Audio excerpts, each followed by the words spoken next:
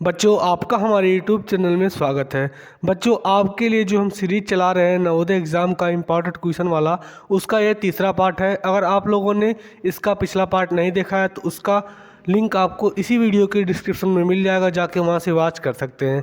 इस वीडियो में भी आपको हम 10 महत्वपूर्ण इम्पॉर्टेंट प्रश्न बताने वाले हैं जो कि नवोदय के एग्ज़ाम में पूछे जा सकते हैं।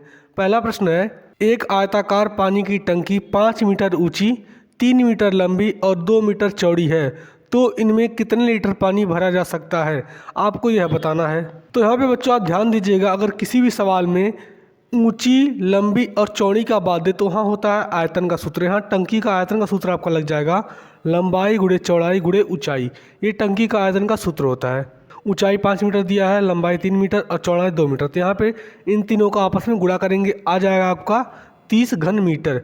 अब देखिए यहाँ पे देखिए बच्चों, पूछा है कितने लीटर पानी। यहाँ लीटर पानी बोला है, तो हम जानते हैं कि 1 घन मीटर बराबर 1000 लीटर होता है। तो हमारा 30 घन मीटर आया है, इसको जब लीटर में बदलेंगे तो यहाँ 1000 से हमको गुणा करने पड़ेगा। तो जब 1000 से गुणा करेंगे 30 में, तो हमारा हो जाएगा 30,000 लीटर, यानी कि ऑप्शन नंबर 2 हमारा सही होगा। आशा करता हूँ बच्चों आपको ये समझ में आया होगा। चलिए अगला सवाल देखते हैं। अगला सवाल है, यदि किसी संख्या और उसके 3/5 भाग का अंतर 40 है तो संख्या ज्ञात कीजिए। यहाँ पे बच्चों आप लोग ध्यान दीजिएगा, अंतर मतलब होता है घटाना। तो यहाँ पे देखिए क्या बोला है, संख्या। तो पहले हम मानेंगे, माना संख्या यक्स, हमने संख्या यक्स मान लिया है। अब सवाल क्या बोल रहा है, संख्या और उसका 3/5 गुना, यानी कि जब संख्या का 3/5 गुना करेंगे तो 3x/5 हमारा हो जाएगा। अब अंतर बुलाते यानी कि हम घटा देंगे, यक्स में से 3x/5 घटाएंगे तो कितना दिया है, अंतर 40 पहले से दे दिया है, हम यहाँ पर 40 मान लेंगे। अब इसको जब हल करेंगे तो यहाँ देखिए 5 हमारा एलसीएम हो जाएगा, यहाँ पे हो जाएगा 5x - 3 बराबर 40। अब देखिए 5x में से 3x जब घटाएंगे तो हमारा बच जाएगा 2x/5, पहले से 5 हो जाएगा। अब 5 देखिए इधर बटे में, इधर क्या होगा, गुणे में होगा। एंड 2 देखिए इधर गुणे में, इधर क्या होगा, बटे में होगा। अब देखिए यहाँ पे हो गया, अब 2 से काटेंगे तो यहाँ आ जाएगा 20। अब 20 से जब 5 का गुणा करेंगे तो 20 5 आ जाएगा आपका 100, यानी कि यक्स का मान आपका आ गया 100। ये होगा आपका राइट आंसर, विकल्प नंबर आपका तीसरा यहाँ से सही होगा।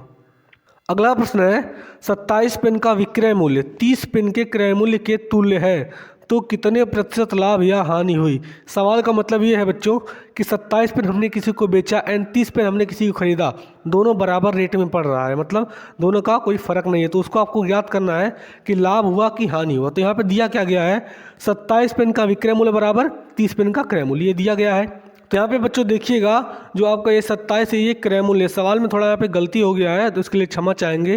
क्रय मूल्य आपका 27 एंड विक्रय मूल्य आपका 30 है। तो यहाँ पे क्रय मूल्य बटे विक्रय मूल्य करेंगे, 27/30 हो जाएगा। और प्रतिशत लाभ आपको अगर निकालना है तो प्रतिशत लाभ का सूत्र होता है विक्रय मूल्य माइनस क्रय मूल्य गुणे 100 क्रय मूल्य। तो विक्रय मूल्य देखिए पहले से हमारा 30 दिया गया है, क्रय मूल्य 27 है, बटे क्रय मूल्य करेंगे, क्रय मूल्य फिर 27 है, गुणे यहाँ पे 100 कर देंगे।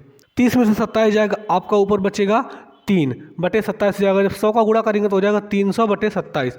अब इसको काट कर छोटा करेंगे तो आपका आ जाएगा 11 सही 1/9%, यानी कि विकल्प नंबर आपका दूसरा यहाँ से सही होगा। अगला प्रश्न है, 4 दर्जन केलों का दाम 24 रुपया है, तो 150 किलो का दाम कितना होगा।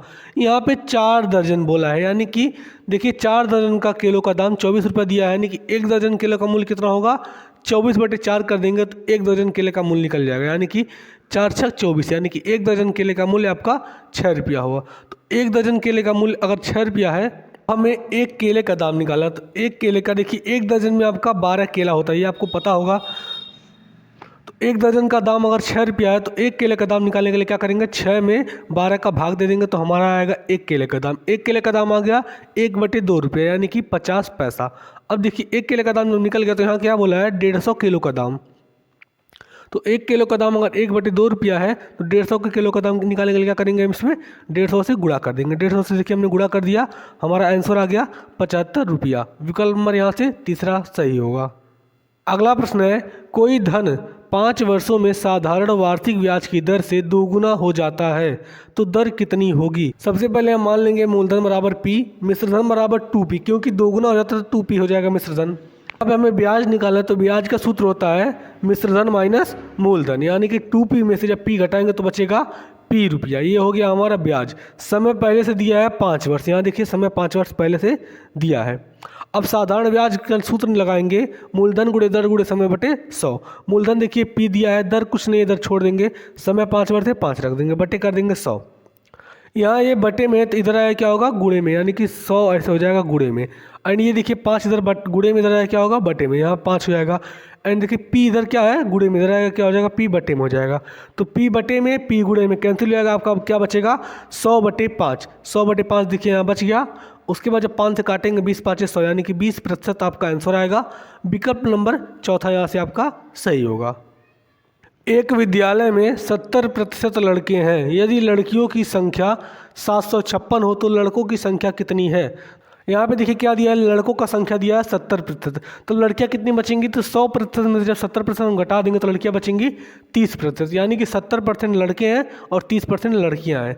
तो यहाँ मानेंगे माना कुल विद्यार्थियों की संख्या यक्स, कुल विद्यार्थियों की संख्या हमने यक्स मान लिया, तो लड़कियों की संख्या क्या होगा यक्स बराबर हो जाएगा 30%। यक्स का 30% यानी कि लड़कियां, तो यक्स का 3% हमारा हो जाएगा लड़कियां। तो यहाँ देखिए क्या बोला है, पहले से हमारा संख्या निकाल के दे दिया है, यानी कि 30% बराबर कितनी दिया है 756 लड़कियां। तो हम इसी को सिद्ध करेंगे। अब देखिए 756 बराबर क्या होगा कुल का, यानी कुल संख्या का 30% निकालने पे कितना आया 756, इसी को हम सिद्ध करेंगे। 100 यहाँ पे बटे में, इधर आया क्या होगा गुणे में होगा, एंड 30,000 गुणे में इधर आया क्या होगा बटे में होगा। तो 0 से 0 यहाँ कैंसिल कर देंगे, एंड देखिए इसको 3 से इसको जब काट देंगे तो आ जाएगा हमारा यक्स बराबर 2520, यानी कि लड़कों की संख्या कितना आया 2520 का 70% होगा। ये हमारा जो निकला यक्स बराबर, यक्स हम क्या माने थे कुल विद्यार्थियों की संख्या यक्स माने थे, तो यक्स बराबर हमारा क्या निकल गया 2520 निकल गया। अब हमें क्या निकालना है लड़कों की संख्या, तो लड़के हमने क्या दिया, कितना दिया था लड़का यहाँ दिया था 70%, तो 2520 का 70% जब निकालेंगे तो आएगा हमारा 1764, यानी कि 1764 इसमें लड़के हैं। अगर ये सवाल आपको नहीं समझ में आया होगा तो आप पीछे स्किप करके फिर से इसको देख सकते हैं, बढ़िया से समझ में आ जाएगा। अगला प्रश्न है, संजीव 5000 में टीवी सेट खरीदता है और उसे 4750 में बेच देता है, तो उसे कितने प्रतिशत की हानि हुई। यहाँ हानि पूछ रहा है, प्रतिशत हानि। तो बच्चों प्रतिशत हानि का सूत्र होता है क्रय मूल्य माइनस विक्रय मूल्य गुणे 100 बटे क्रय मूल्य, ये होता है प्रतिशत हानि का सूत्र। तो क्रय मूल्य देखिए हमारा पहले से 5000 दिया गया है, एंड विक्रय मूल्य 4750 दिया है, तो यहाँ पे रखेंगे 5000 माइनस 4750 बटे 5000 गुणे 100 करेंगे। अब जब इसे घटाएंगे ऊपर से तो यहाँ बच जाएगा 250, एंड 00 से 00 कैंसिल हो जाएगा, यहाँ बचेगा 50। अब 50 से जब 250 में हम भाग देंगे तो हमारा आएगा 5% आंसर, यानी कि विकल्प नंबर चौथा हमारा सही होगा। अगला प्रश्न है, 90 किलोमीटर प्रति घंटा की चाल से जा रही 75 मीटर लंबी रेलगाड़ी एक बिजली के खंभे को कितने देर में पार कर लेगी। तो यहाँ देखिए गाड़ी की चाल क्या दिया है 90 गुणे 5 बटे 18 करेंगे, क्योंकि देखिए यहाँ पे किलोमीटर प्रति घंटा है, ये मीटर है, तो किलोमीटर प्रति घंटा को मीटर प्रति सेकंड बदलने के लिए 5 बटे 18 से गुणा करते हैं, ये इसका सूत्र होता है, आप लोग ये याद रखिएगा। तो यहाँ जब देखिए इसको जब मीटर प्रति सेकंड में बदलेंगे तो हमारा आ जाएगा 25 मीटर प्रति सेकंड, ये हो गया गाड़ी की चाल। अब तो यहाँ देखिए 75 मीटर दूरी तय करने में लगा समय, यहाँ पे समय हमको निकालना है, समय और सूत्र होता है दूरी बटे चाल। दूरी है 75, एंड देखिए चाल कितना है, चाल हमने अभी 25 मीटर प्रति सेकंड निकाला है, तो यहाँ से जब इसको गुणा कर देंगे 25 या 75 आएगा, यानी कि 3 सेकंड।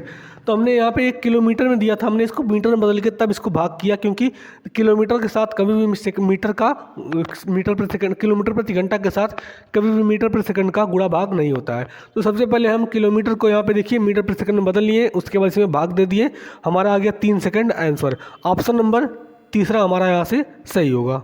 अगला प्रश्न है, दो संख्याएं 3:4 के अनुपात में हैं, यदि उनका लसागु 240 है तो दोनों संख्याओं में से छोटी संख्या होगी। तो यहाँ देखिए संख्या मान लेंगे 3x और 4x, तो इनका लसागु हो जाएगा 12x। यहाँ पे सवाल में देखिए 12x बराबर कितना दिया है 240, तो x बराबर क्या होगा 240 बटे 12 हो जाएगा, क्योंकि देखिए 12 इधर गुणे में है, इधर है क्या होगा बटे में होगा। अब 12 से जब 240 को काटेंगे तो हमारा आ जाएगा x बराबर 20। अब देखिए 3x हमने माना था, यानी कि x 3 कर देंगे, एंड x की जगह पे क्या रखेंगे हम 20 रखेंगे, 20 3 आ जाएगा 60, यानी कि छोटी संख्या क्या होगी 60। विकल्प नंबर तीसरा हमारा यहाँ से सही होगा। सो बच्चों, आज का क्लास यहीं पे ओवर होता है। आशा करता हूँ आप लोगों को हर एक सवाल समझ में आया होगा, और अगर कोई भी सवाल आपको ना समझ में आया हो तो कमेंट बॉक्स में कमेंट कर सकते हैं। हम आपके क्वेश्चन को सॉल्व करने की पूरी तरह से कोशिश करेंगे। चलिए मिलते हैं अगले वीडियो में। तब तक के लिए आप लोग चैनल को सब्सक्राइब करके रखिएगा, क्योंकि जब तक आपका नवोदय का एग्ज़ाम नहीं होता तब तक ऐसे ही डेली एक एक वीडियो इम्पॉर्टेंट प्रश्न के सीरीज आते रहेंगे। वीडियो को भी लाइक कीजिएगा, ज़्यादा से ज़्यादा वीडियो को शेयर कीजिए।